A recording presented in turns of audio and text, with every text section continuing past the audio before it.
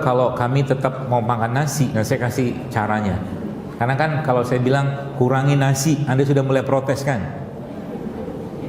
Ah, nggak bisa saya. Nggak apa-apa. Saya ngedowngrade standar. Ya, saya kasih caranya supaya nasi tadi tidak membuat gula darah Anda naik.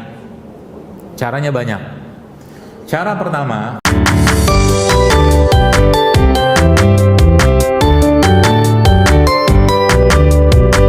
sekarang ini kan luar biasa ya, fitnah dalam urusan makanan ini kan luar biasa ya, sangat luar biasa. Jadi ngajakin orang minum jamu, minum apa tuh nggak gampang gitu loh ya. Kita tahu itu sehat, makanya kita perlu mikir ya. Mikir apa? Mikir supaya ini bisa diminum dan mereka merasa ini bagian dari kekinian. Nah itu dia. Nah, itu yang bahasa Quran tuh muqassama, menyerupai ya, kayak begitu. Baik, jadi protokol ya. Ini saya bilang tadi paket detox ada tadi di puasa ya. Ada sebenarnya satu lagi ya. Kalau kita lihat itu urutannya secara syariat gitu kan. Atau secara petunjuk Nabi SAW adalah berbekam. Kan 13, 14, 15. Di jeda satu hari 16. Lalu Nabi mengatakan dalam riwayat yang lain, itu berbekamlah pada tanggal 17, 19 atau 21. Maka paketnya kan komplit tuh. Apalagi paketnya oke, nggak usah puasa Daud nih, Anda pakai puasa sunnah yang lain saja. Sebulan mungkin Senin Kamis. 2 kali 4 8 tambah ayamul bid 3, 2 kali 4 8, 8 tambah 3 11, 11 tambah B, itu paket Anda kerjakan saja, insya Allah terjaga badan. Semudah itu. Gratis nggak? Gratis. Itulah indahnya syariat. Kenapa? Mustahil dan tidak mungkin Allah menyuruh kita atau memerintahkan kita ini Bapak sekalian untuk menjadi khalifah fil ard dan menjadi Abdullah, menjadi hambanya Allah, melaksanakan perintahnya Allah kalau kita sakit-sakitan. Mustahil. Artinya Allah pasti menyiapkan perangkat untuk menjaga kita tetap sehat. Itu yang bahasa saya itu software sama hardware-nya. Tinggal kita ikutin saja.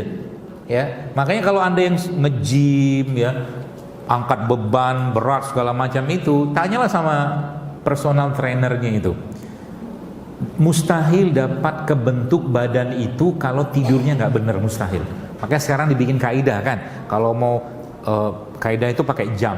Apa itu maksudnya? Jam itu seperti apa? Jadi kalau mau sehat, kalau mau tidur yang bagus itu sekitar 6 sampai 8 jam. Itu kan tidurnya Nabi sebenarnya. Jadi mulai sekarang benerin tidur. Semakin awal tidur semakin bagus, restorasinya semakin baik. Oke. Kemudian apa lagi sekalian yang berkaitan dengan tadi ya.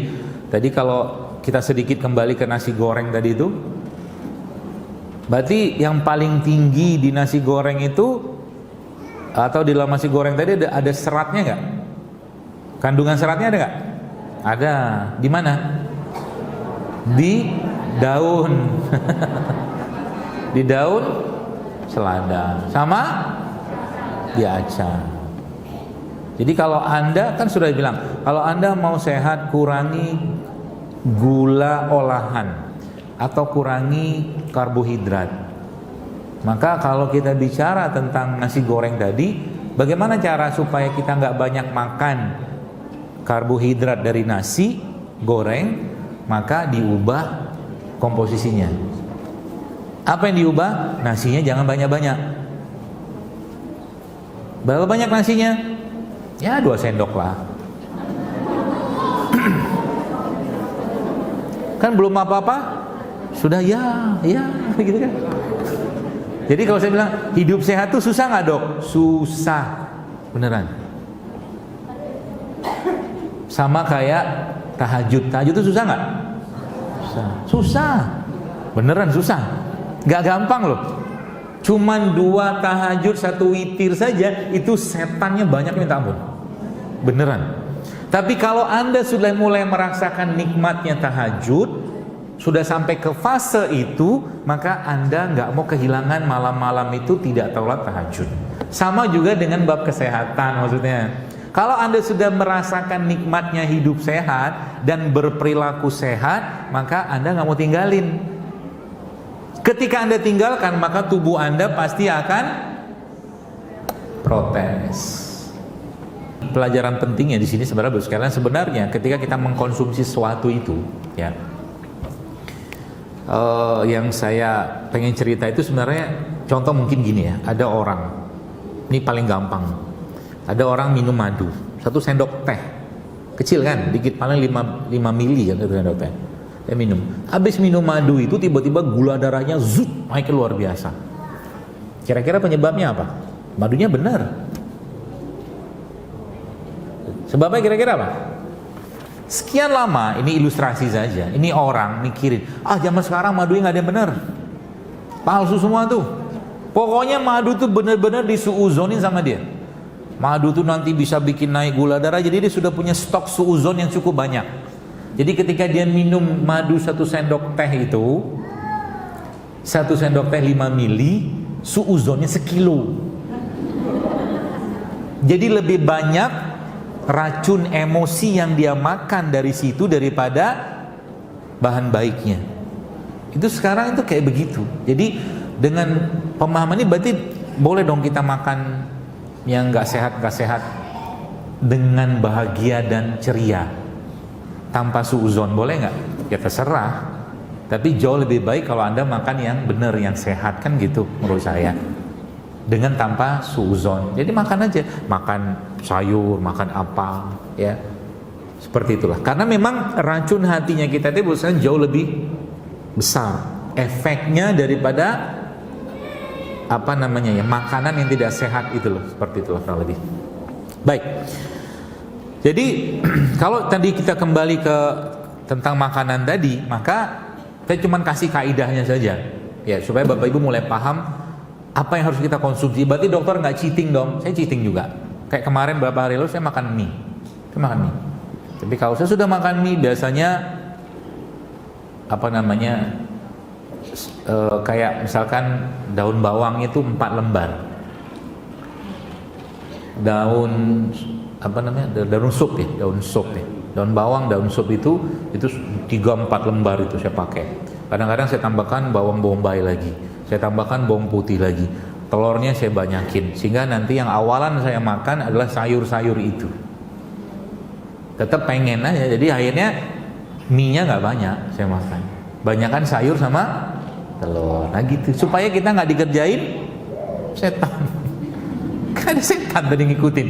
Setelah ngomong halal, setelah ngomong toyib, Allah bilang, Allah memperingatkan kita tentang wala tattabi'u khutuwati syaitan. Gitulah, diubah.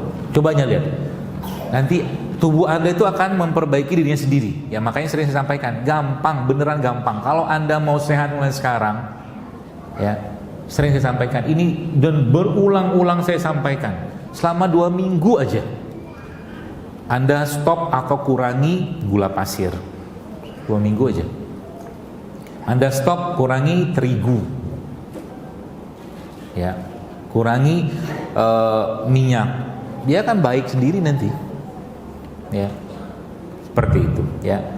Dan perbanyaklah makanan-makanan yang dikupas, bukan dikemas. Kupas, itu kaidahnya, ya.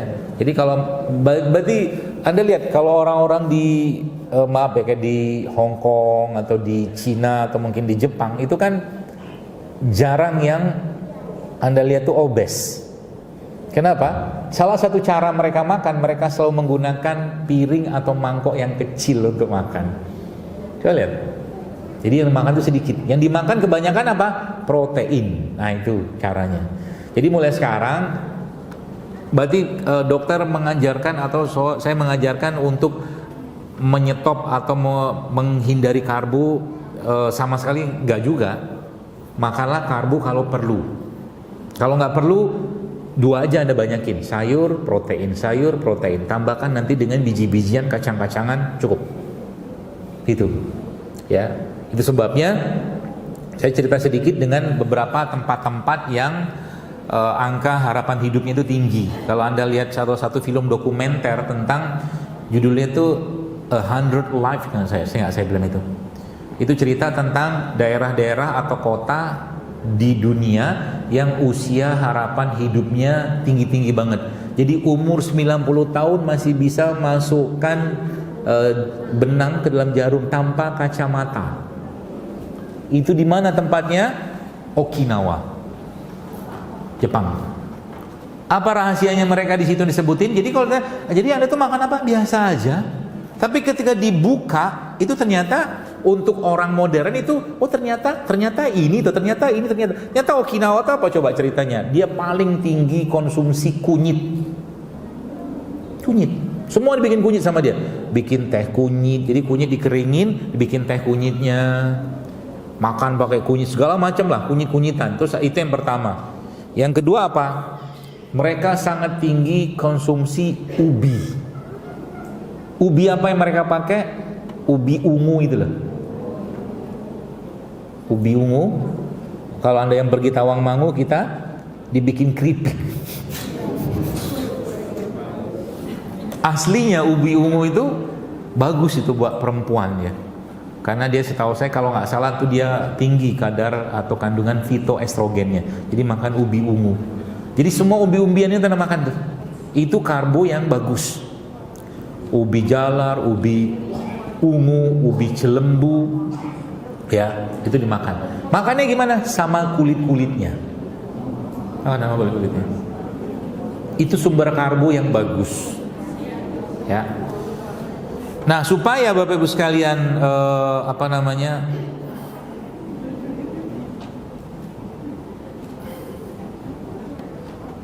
berarti dokter, kalau kami tetap mau makan nasi, nah saya kasih caranya. Karena kan kalau saya bilang kurangi nasi, Anda sudah mulai protes kan? Nggak bisa saya, nggak apa-apa. Saya ngedowngrade standar. Ya, saya kasih caranya supaya nasi tadi tidak membuat gula darah Anda naik. Caranya banyak. Cara pertama, ketika Anda mengukus atau memasak nasi atau menanak nasi itu, ya, setelah nanti matang nasinya, Anda campurkan ke dalam nasi itu VCO, minyak, ya, minyak yang putih itu kan, bening itu VCO. Boleh nggak pakai zaitun? Boleh. Itu yang pertama. Atau kalau enggak, Anda campurkan dalam nasi itu ghee. Ghee itu lemaknya hewan. Tulisannya GHEE. Ghee. Nanti di browsing aja lah ada. Ya, lemak hewan tuh bagus ya aslinya. Ya, jadi jangan disalahkan dia sebagai penyebab kolesterol. Jadi kalau Anda makan daging sapi atau daging kambing, makanlah sama lemaknya. Ya, kalau kita kan kebanyakan lemak. Maksudnya gimana? Kalau sate kambing isinya 6 tusuk, 4-nya lemak. Jadi kalau nanti diubah, kalau 1 tusuk itu ada 6 potong, maaf gitu ya. Nah, 1-nya lemak. Ya, karena bahasanya Nabi sebenarnya dalam, ada riwayat tapi saya nggak tahu riwayat ini sahih atau tidak. Kata Nabi, daging sapi itu penyakit. Penawarnya itu ada di lemaknya, gajihnya. Itu ada. Ya. Makanya salah satu caranya kita untuk makanan yang kita makan tuh ada serat. Jadi sebenarnya fungsi lemak tadi itu serat. Kenapa tadi saya mengatakan coba kurangi makan nasi putih? Karena nasi putih yang ada sekarang ini itu seratnya sudah habis. Siapa yang makan seratnya? Ayam, pinter. Makanya ayamnya gagah-gagah. Tapi ayam yang makan serat, ya, bukan ayam-ayam yang sedih. Sekarang banyak ayam yang sedih, yang biasanya dibawa di truk-truk itu kan. Coba lihat wajah-wajah mereka itu, seperti mereka sedang menunggu ajal, ya, sedih mereka. Ya, kalau dia tidak bahagia, maka yang makan pun juga tidak bahagia. Kaidahnya begitu. Makanya kita menyembelih itu harus dalam keadaan hewannya kan tenang, gitu. Tapi ayam-ayam itu kan mereka karena nggak tahu lah, mungkin jarang ketemu teman, jarang ngobrol-ngobrol gitu kan jarang ngobrol, paling-paling sebelah kandang. Kalau kandang-kandang gitu pun mereka kadang-kadang kayak nggak ada semangat hidup gitu loh mereka tuh. Ya, kalau kambing kan beda. Nah, itu dalam dunia makanan. Jadi berarti kalau bagusnya daging itu kalau dagingnya yang apa? Kalau dagingnya atau hewannya misalkan sapi gitu kan, kita sebutnya grass fed beef atau free range beef. Jadi sapinya itu main-main di padang rumput, dia makan rumput situ gitu. Itu bagus. Ikan, misalkan ikan seperti apa? Ikan arus deras. Jadi ikannya itu melawan arus gitu loh. Jadi daging itu kokoh. Atau ikan sungai gitu kan. Kalau saya sih memang biasanya yang saya makan itu. Jadi kalau saya makan ikan, biasanya saya lebih milih ikan laut. Saya lebih milih ikan laut. Kenapa ikan laut? Karena nggak ada yang kasih makan, dia hidup.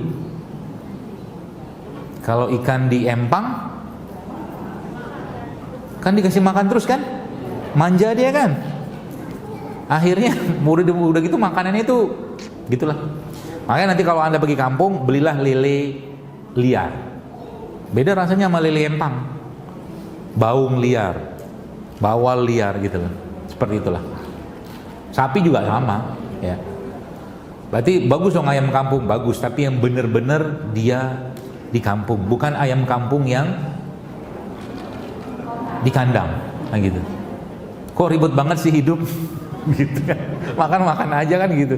Karena memang menurut saya sih fitnahnya luar biasa besar, ya. Belum lagi kita cerita yang hal-hal lain lah ya. Jadi kalau contoh nih misalkan saya mau tes nih, Anda paham atau enggak bagaimana isi kepala saya? Kalau di depan saya sekarang ini ya, ada manggis, ada anggur, ada apel. Kira-kira saya pilih makan apa? Anggur adalah makanan Quran, ya kan? Apel makanan orang kaya. Kira-kira saya pilih mana? Anggur itu, nih saya cerita ya. Ada nama bahan di anggur itu namanya resveratrol. Ya, resveratrol di anggur itu, Bapak sekalian, itu bisa dalam satu yang saya baca dan lihat penjelasan seorang profesor di Amerika, itu bisa menekan rasa lapar dan dia memperlambat proses penuaan. Resveratrol itu. Ya. Kira-kira saya makan apa? Anggur, apel atau manggis? Makan semua dong.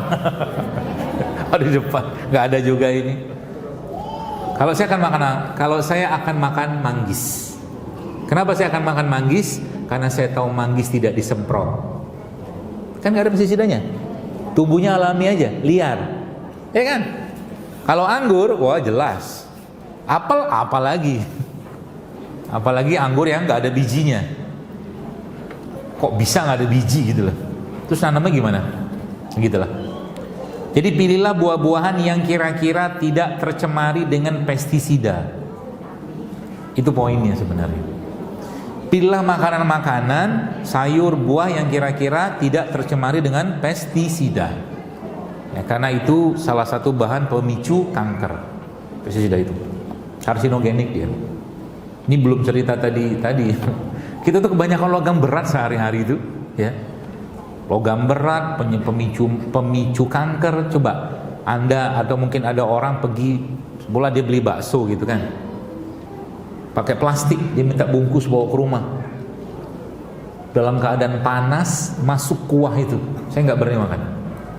Jadi kalau Anda tetap pengen makan bakso, caranya gimana? Bawa rantang, lebih aman. Rantangnya jangan plastik pula. Ya, Dok, antum nih sibuk sekali ngomongin makanan. Kan kita mati juga. Betul lah? Betul, pernyataannya benar. Ngapain sih ribet banget urusan makanan? Toh kita mati juga kok. Hidup sehat sama tidak sehat tetap mati. Ajal kita kan sudah ditentukan. Saya bisa jawab. Kalau Anda bisa jawab, saya kasih uang. Serius. Apa fungsinya, tujuannya kayak begini? Karena ini pertanyaan pernah ditanyakan seorang ustadz lah ke saya. Saya jawab ini nggak perlu dalil karena saya juga bukan ahlinya. Saya jawab pakai hal sederhana saja. Ya, saya kasih ilustrasi begini. Ada dua orang, saya bilang ini sama-sama kita pakai challenge, ya, tantangan. dengan usia yang sama, umur 30 tahun, umur 30 tahun. Orang pertama ini kita akan challenge dengan orang kedua dalam waktu yang gak usah lama-lama, 6 bulan saja atau setahun paling lama. Yang orang pertama ini atau si A ini setiap hari makannya benar, puasanya benar, bangunnya benar, tidurnya benar, makannya benar, minumnya semua benar. Yang kedua, suka-suka dia aja. Makanlah suka-suka dia. Perkiraan Anda, kita nggak usah bahas tentang takdir kehendak Allah. Logikanya kira-kira orang yang jaga kesehatan ini dengan orang yang kedua ini yang berpotensi untuk sakit yang A atau yang B? Yang B lah kan? Oke. 6 bulan kemudian, ya lihat nih. Si A masih bisa sholat dalam keadaan berdiri. Yang B dengkulnya udah sakit. Akhirnya dia sholatnya duduk. Masuk bab fikih di situ, setahu saya. Sholat duduk sama sholat berdiri pahalanya gede mana? Diri. Pergilah dia umroh. Ya. Pergilah dia umroh, satu masih bisa tawaf, sa'i segala macam gitu, dalam keadaan masih bisa berdiri bahkan lari, ramal segala macam itu lari-lari. Dalam keadaan masih bisa berdiri. Yang kedua udah nggak bisa, akhirnya pakai kursi roda. Kira-kira gedean pahala yang mana? Allah. Jadi ini bukan buat gagah-gagahan sebenarnya. Ya, lebih ke arah apa? Yuk syukuri nih badan supaya ibadah bisa sempurna sampai tua. Itu poinnya. Nggak ada yang lain kok. Bukan lifestyle, bukan sekedar lifestyle. Oh ini gaya hidup, enggak. Supaya kita mau balikin nih badan yang diciptakan Allah sempurna, baik tanpa cacat, tanpa rusak, dikembalikan yang menciptakan dalam keadaan baik juga, bukan dikembalikan dalam keadaan yang buruk, penuh penyakit gara-gara ulahnya kita. Itu poinnya. Jadi hidup saya bagi seorang muslim itu apa sebenarnya? Bahkan disebutkan orang yang atau mukmin yang sehat jauh lebih dicintai Allah daripada mukmin yang lemah kan. Jadi kalau cuma nangkapnya lah, ini nggak boleh, itu nggak boleh, bukan itu Pak Bu, bukan. Balikanlah ini, Anda dipinjami mobil mewah, harganya 2 miliar, dipinjami setahun, yang minjemin pasti ngomong, tolong jangan ada lecet. Ketika dibalikan tiba-tiba penyok lecet, ya nanyalah, kau apain mobilku ini? Sama juga dengan badan kan? Aku ciptakan baik-baik. Walaqad khalaqnal insana fi ahsani taqwim. Aku ciptakan baik-baik kata Allah. Tapi kau rusak. Jadul Akbar sudah ngomong di mana-mana. Masih juga. Suatu hari itu pernah tuh saya kajian begini nih. Bapak-bapak, masjid apa saya nggak sebutin. Kurangi gorengan, kurangi nasi, kurangi gula, kurangi tepung. Habis kajian itu pestalah mereka di sana. Di Selasar itu makan gorengan. Woi kau ini loh matiku. Kayak gitulah. Berarti dokter mengharamkan gorengan? Bukan mengharamkan. Gorengan itu tinggi seratnya, yaitu pada cabenya. Jadi kalau makan gorengan, banyakin cabenya. Cabenya aja kalau perlu Anda lebih banyak makan. Gorengannya satu, cabenya misalkan 20 gitu loh. Biar kapok. Dokter makan nggak? Enggak.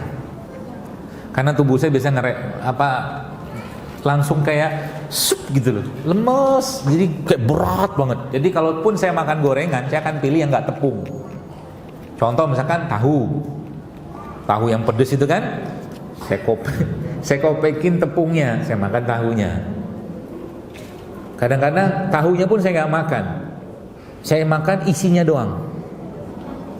Tapi kalau saya mau beli isinya tahu, nggak jual ya. Sudahlah, saya bantu UKM lah gitu kan, mati saya. Tempe gitu kan, makanlah tempe, tapi yang non tepung gitu loh. Ya, jadi bapak-bapak kalau Anda mau estrogen, testosteronnya naik, berjemur, angkat beban, kurangi tepung terigu, kurangi minyak, sama kurangi gula, sama latihan beban.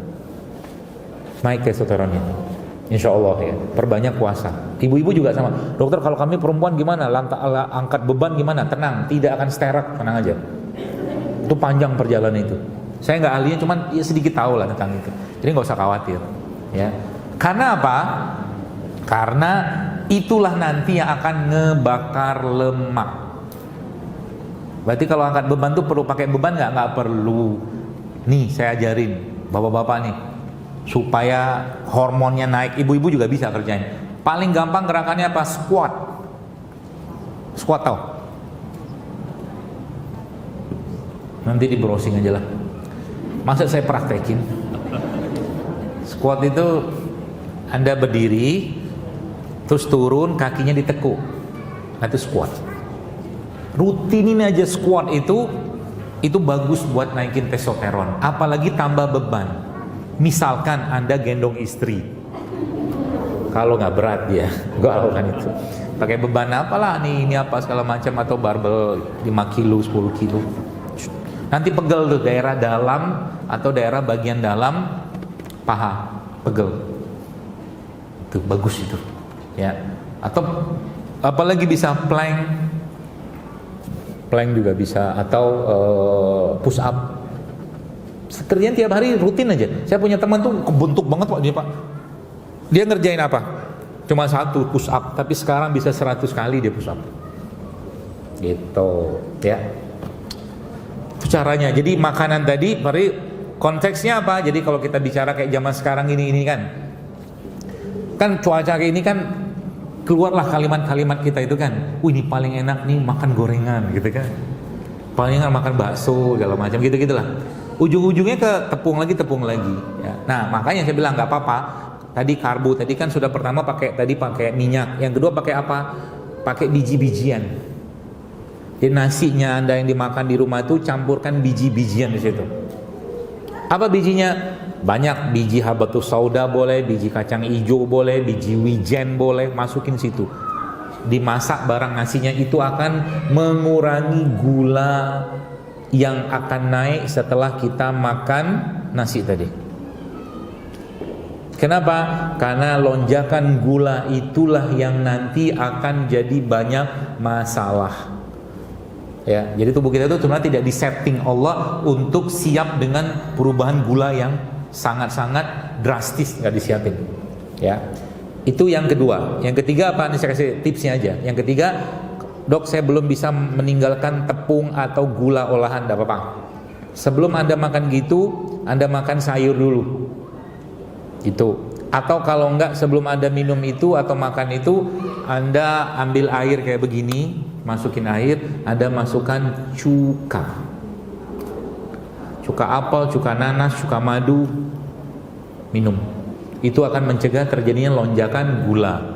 Apalagi habis itu, kalau nggak ada semua, tetap pengen makan, maka jangan langsung duduk habis makan, tapi berjalanlah minimal 40 langkah. Itu akan mengurangi lonjakan gula. Udah kan? Udah. Nanti dipraktikkan. Ya. Jadi mulai sekarang pola makannya gimana? Jadi kalau misalkan saya paling suka dengan getuk, ya. Dan menariknya sekalian, karbohidrat itu cepat sekali memberikan sinyal lapar. Karbo. Jadi kalau ada orang makan misalkan nasi, tepung segala macam, gula, itu nggak lama lagi lapar lagi tuh. Tapi kalau protein lama, kenyangnya Anda lebih lama, gitu. Ya, jadi rumus weight loss itu atau turun berat badan itu sudah simple.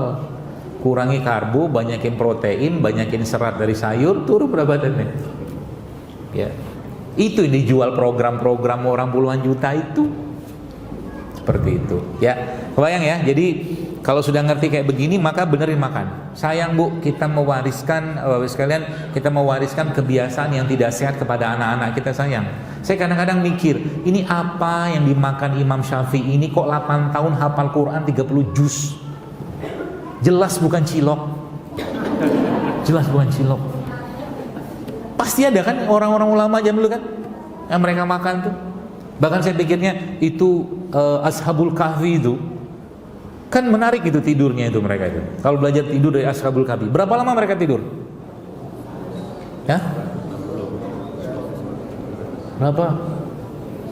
Saya kasih jawaban 2. 300 tahun atau 300 tahun atau 309 tahun atau 300 tambah 9 tahun. Coba lihat dalam Al-Quran. Apa bahasa Allah situ? Allah mengatakan sebelum Nabi itu Mereka kan tidur 300 ditambah 9 tahun. Bukan 309 tahun. Kenapa ditambah 9 tahun gitu loh. Al-Quran tuh kalau diulik-ulik kita tuh jadi mikir gitu kan. Itu satu. Tapi saya mikirnya mungkin begini kali ya. Jadi mereka kan tidur, mungkin ada bangunnya juga lah kali ya. Oh gitu. Oh masih zaman yang sama. Udah tidur lagi aja. Lihat lagi masih bang. Jadi kata diskusi saya, itu tuh kayak seperti kabar baik bagi kaum rebahan. Kaum rebahan itu, jadi dia kan hobinya kan tidur terus gitu kan. Jadi mereka lihat, oh nih belum ada perubahan, oh tidur lagi. Ya lebih baik Anda tidur terus aja daripada Anda bangun maksiat gitu. Tidur aja terus gitu. Ada manfaat juga Anda tidur. Jadi nggak apa-apa, tidur aja terus. Asal jangan maksiat. Tapi jauh lebih baik kalau Anda bangun berkarya. Terus kalimatnya di situ apa? Surat Al-Kahfi itu bicara tentang orang-orang itu ketika mereka bangun, situ Allah katakan azka to'aman. Coba lihat. Jadi mereka habis itu kan lapar kan. Terus mereka punya uang-uang yang lama itu, belikanlah makanan yang terbaik. Nah, gitu. Jadi sekian lama mereka tidur, Allah perintahkan mereka ya untuk membeli makanan yang terbaik. Itu saya mikir kira-kira itu makanannya apa? Bagus gitu kan, sama juga dengan kisahnya Nabi Yunus. Ketika Nabi Yunus dimuntahkan dari perut ikan itu, kan Allah berikan Nabi Yunus labu. Gitu. Kenapa labu? Nah, itu loh. Gitu loh. Jadi kayak begitu tuh kalau diulik-ulik tuh seru menurut saya. Tinggal nanti konsep-konsep kesehatan yang sebenarnya yang kita bisa pelajari dalam Quran tuh ya kita bisa terjemahkan dalam kehidupan kita sehari-hari. Itu poinnya. Ya. Kondisi. Nah, jadi tadi sudah berapa poin tadi saya sampaikan tentang itu mengurangi sebenarnya lonjakan gula. Ya, jadi kalau tadi saya bicara tentang misalkan saya suka makan getuk, suka getuk itu kalau saya makan maka getuknya saya nggak mau banyak-banyak, saya akan banyakin apanya? Kelapanya. Kenapa? Karena kelapanya itu kan lemak kan, lemak yang bagus, dan kalau kita makan lebih banyak lemak kayak begitu tuh maka rasa kenyang kita lebih lama daripada kalau kita makan karbonya. Meskipun getuk itu ya, itu sebenarnya ya bagus, masih tinggi serat gitu, seperti itulah. Nah, baik Bu sekalian, kemudian mudah-mudahan paham ya, apa tuh namanya, dan Anda mulai praktekkan tiap hari. Nah, pertanyaan saya sekarang, jadi kira-kira kalau Anda pagi-pagi sarapannya apa? Kalau jawabannya nasi uduk, benar sekali, berarti Anda masih normal. Kayak tadi pagi dokter makan apa? Saya tadi pagi sarapan. Meskipun saya sebenarnya aslinya saya sih tanya jawab. Terima kasih, sama-sama. Saya kadang-kadang baca gini tuh kayak orang masukin uang apa kartu ATM gitu kan. Masukin ATM, tiba-tiba ATM minta maaf. Mohon maaf, saldo Anda tidak cukup. Ya sudah, saya maafkan. Saya maafkan dengan ikhlas lillahi ta'ala. Hidup itu begitu aja dibikin. Makanya kata guru saya, jangan suka-suka sering-sering cek saldo. Yakin saja itu akan bertambah. Kalau enggak dia minta maaf terus kan, kasihan dia. Terima kasih.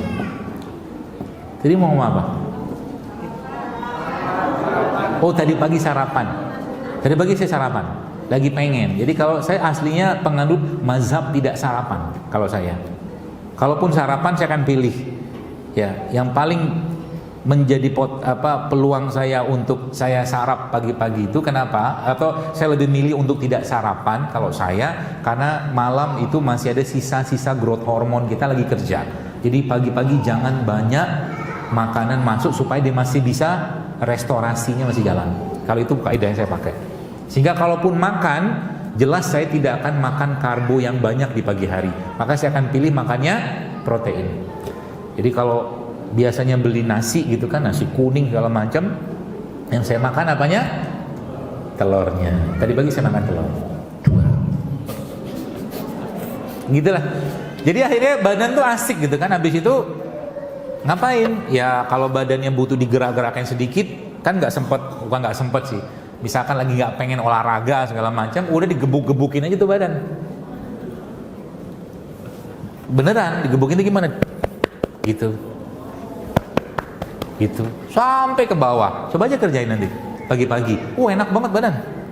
Pok, jangan kencang-kencang juga lah, secukupnya Anda yang pukul. Anda yang sering pukul, pokoknya sampai kerasa kayak ada gerakan sampai ke bawah, daerah sisi dalam, sisi bawah, sampai ke belakang. Pok gitu. Itu dalam kaidah yang pernah saya pelajari, meskipun tidak sama kayak begini sebenarnya, itu namanya kayak limpatik massage sebenarnya. Limpatik massage. Cuman nggak masuk di situ, tapi oke lah, bagus buat. Jadi kalau misalkan lagi ngantuk, lagi nggak enak, itu Anda berdiri tepok-tepokin, gitu. Itu cepet banget kayak zep, ya. Pukul begini. Gitu. Terus minum. Kalau mau pengen minum aja kopi misalkan. Gak apa-apa, minum aja kopi. Tapi kopinya jangan pakai gula. Biasakan minum kopi sehat. Kopi sehat itu apa? Kopi yang berasal dari biji kopi. Anda giling, Anda minum kopinya, itulah kopi. Karena kalau sekarang beli kopi dari saset, kadang-kadang nggak tahu lagi tuh kopi atau tidak. Ya, gitulah. Kopi bagus. Berarti merutinkan minum kopi bagus nggak? Ya asal jangan berlebihan nggak apa-apa. Karena setahu saya kopi itu salah satu fat burner, pembakar lemak, dan dia bisa menekan rasa lapar. Termasuk juga kunyit. Jadi pagi-pagi itu sekarang saran saya, Anda tiap hari kalau bisa, kalau saya sarankan masukkan list menu rempah-rempahan atau rimpang-rimpangan dalam menu minuman Anda tiap hari. Tak kunyit jahe, serai, kunyit apa, pokoknya tiap hari. Dengan catatan Anda tidak punya penyakit apapun, minum aja.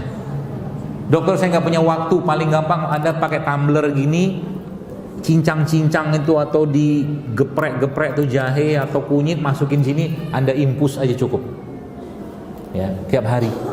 Itu akan banyak banget manfaatnya, Bro sekalian. Ya.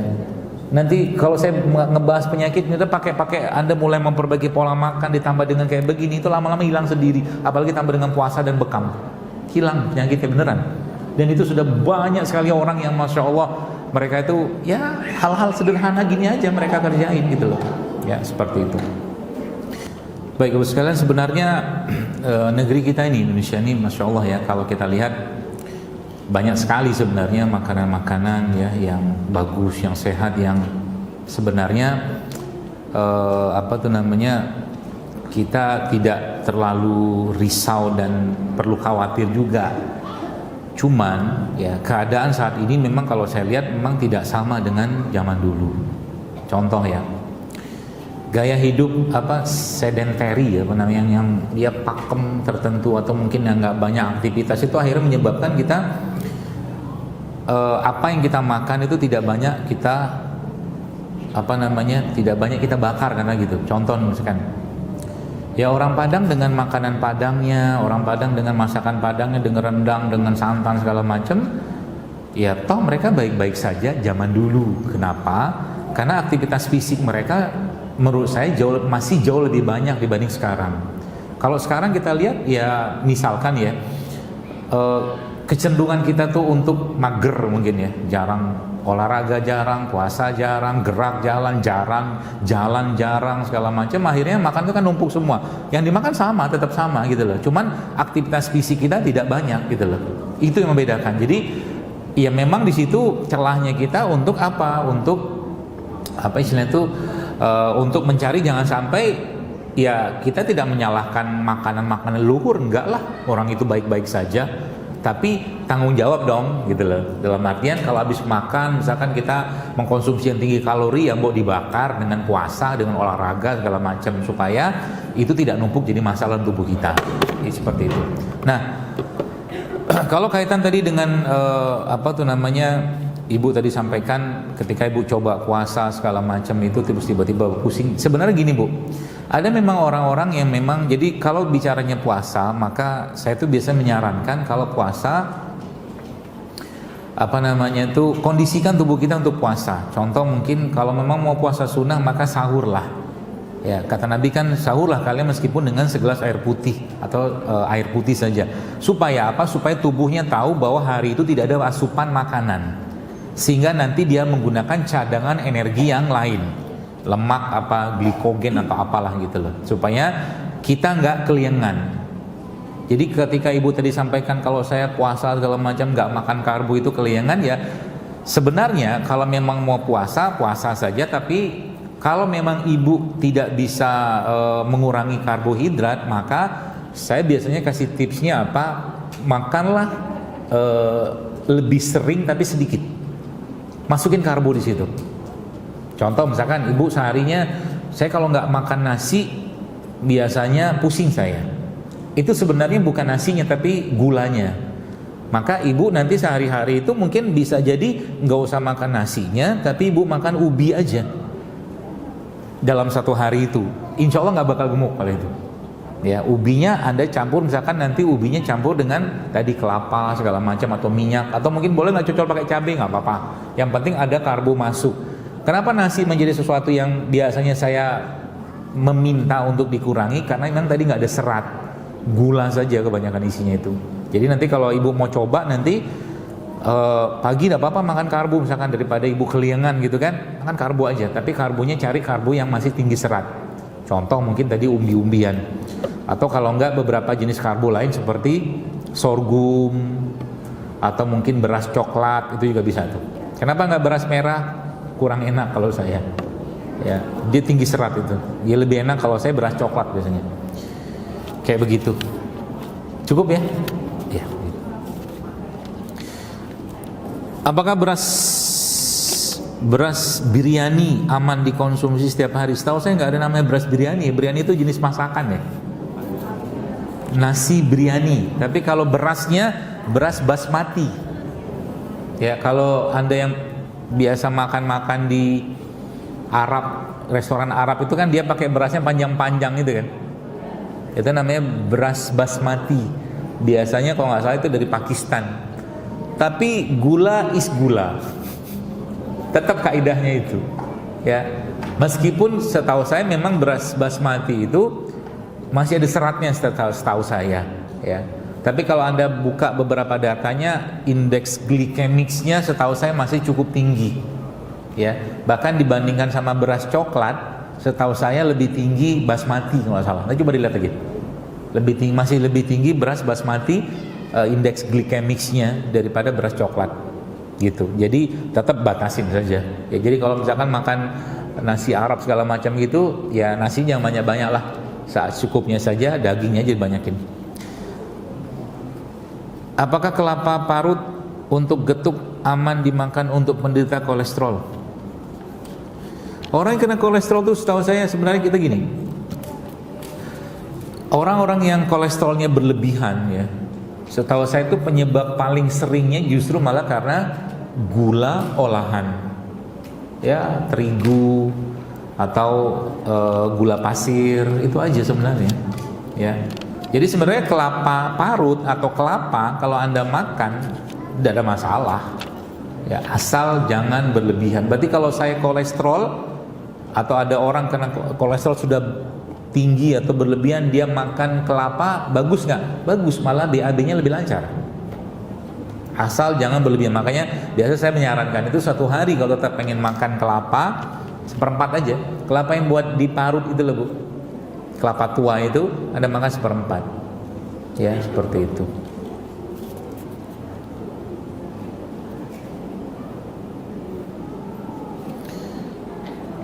Apakah ada obat yang mujarab untuk kolesterol dari rempah-rempah? Semua sih bisa aslinya, ya.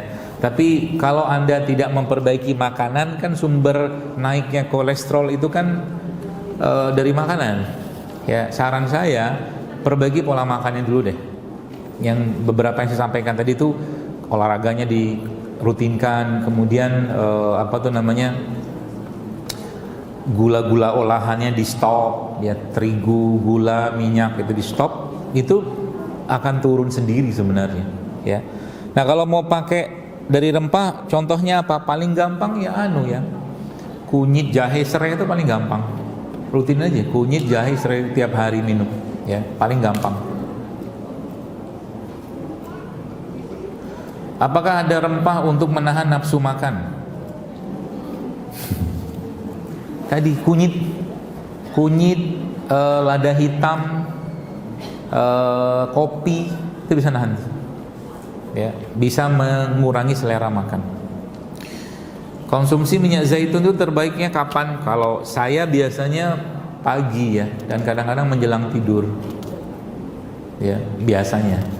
Tapi ya kaidahnya sebenarnya bukan itu saja. Kalau yang tadi saya cerita tentang tempat-tempat yang tinggi usia harapan hidupnya itu dari yang saya baca di sana itu ternyata mereka tuh sangat tinggi konsumsi minyak zaitunnya. Sehari itu bisa 10 sendok. 10 sendok minyak zaitun tiap hari. Ya seperti itu.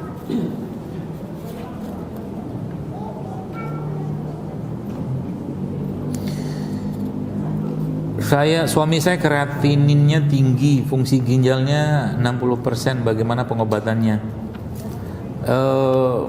Harus, kalau saran saya, kalau penyakit seperti ini saran saya mungkin harus ada yang megang ya. Mungkin terapis atau herbalis yang paham. Ya, karena apa? Karena saya nggak tahu kondisi seperti apa ya. Karena emang harus diperiksa. Mendingan nanti coba cari terapis-terapis yang senior untuk nanti diperiksa lebih detail.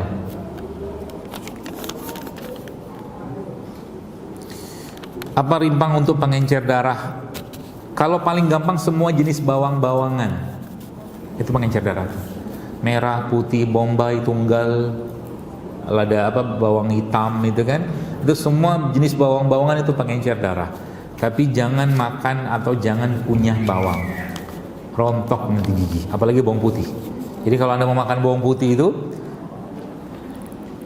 bawangnya dihancurin, masukin ke mulut, dorong pakai air, jangan dikunyah.